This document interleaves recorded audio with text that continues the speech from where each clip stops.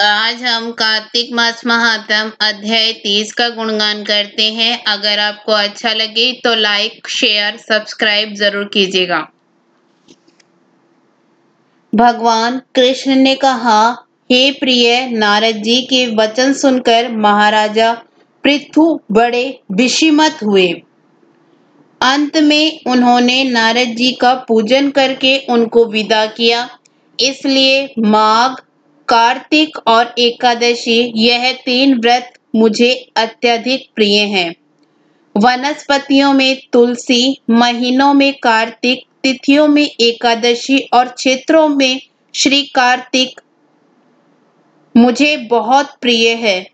जो प्राणी जितेंद्रिय होकर इनका सेवन करता है वह यज्ञ करने वाले मनुष्य से भी अधिक प्रिय लगता है। जो प्राणी विधि से इनकी सेवा करते हैं उनके मेरे अनुग्रह से सब पाप दूर हो जाते हैं।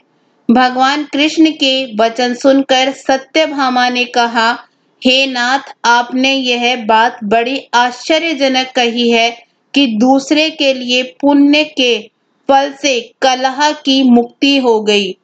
यह प्रभावशाली कार्तिक मास आपको अधिक प्रिय है कि जिसे पति द्रोह का पाप केवल स्नान के पुण्य से ही नष्ट हो गया। दूसरे मनुष्य द्वारा किया हुआ पुण्य उनके देने से कैसे मिल जाता है, यह आप मुझे बतलाइए। तब भगवान कृष्ण ने कहा, बिना दिया हुआ पुण्य और पाप जिस कर्म द्वारा मिलता है सो सुनो।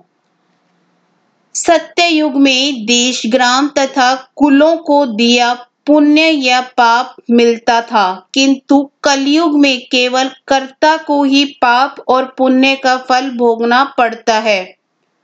सनगर ने करने पर भी वह व्यवस्था की गई है और संसर्ग से जैसे पाप व पुण्य दूसरे को मिलते हैं उसकी व्यवस्था भी सुनो। पढ़ना, यज्ञ करना और एक साथ भोजन करने से पाप पुण्य का आधा फल मिलता है। एक आसन पर बैठने तथा सवारी पर चढ़ने से, श्वास के आने जाने से पुण्य व पाप का चौथा भाग प्राणी मात्र को मिलता है। स्पर्श करने, भोजन करने से और दूसरे की स्तुति करने से पुण्य और पाप का छठवां भाग मिलता है। दर्शन करने, सुनने तथा ध्यान करने से मनुष्य को पुण्य और पाप का 10वां अंश मिलता है। दूसरे की निंदा, चुगली और धिक्कार करने से उसका 7वां भाग मिलता है।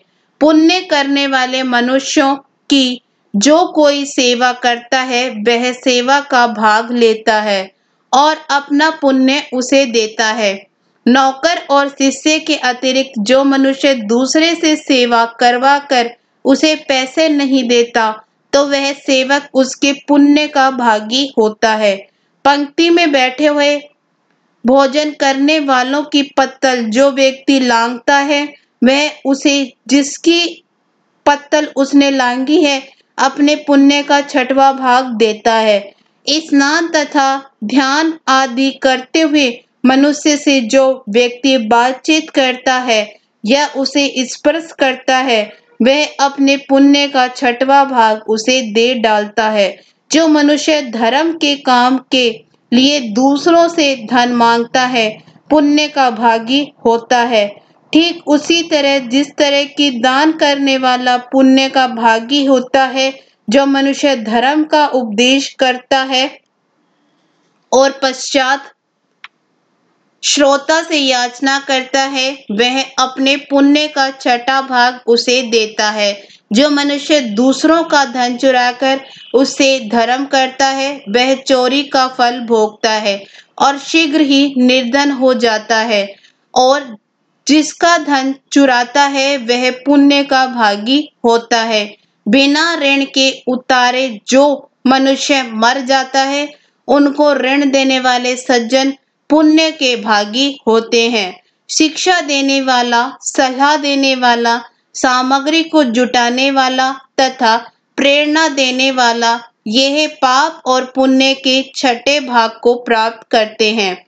राजा के पाप पुण्य के षष्ठांश का भोगी होता है। गुरु शिष्यों का, पति पत्नी का, पिता पुत्र का, स्त्री पति के लिए, पत्नी का, पिता पुत्र का, स्त्री पति के लिए पुण्य का छठा भाग पाती है।